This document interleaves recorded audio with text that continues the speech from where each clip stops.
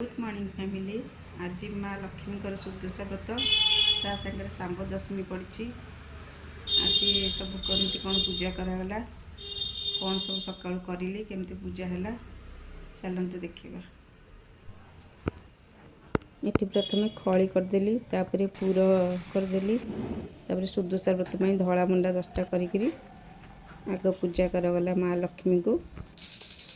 तापर सांब दशमी एमती काकेरा पिठा तो घीरे हम सेका है खीरी है जो घुड़ घुड़िया तीण सब चना बुट परिवा सब पिठाला बुट डाली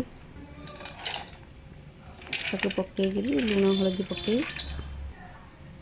प्रेसर दिगला। तापर टे जीरा छुंक तेजपत्र पकई सब मसला बाटी जीरा धनिया सब बटा बटी कर कषिकी पकईदेली आमर होगला घड़घड़िया तरकारी। तापर लास्ट धनिया पत्र पकईदेली। तापर आमर ये पूजा चलती पूजा होची सांब दशमी रोची। जय जगन्नाथ। वीडियो भल लगे सब्सक्राइब करेंगे।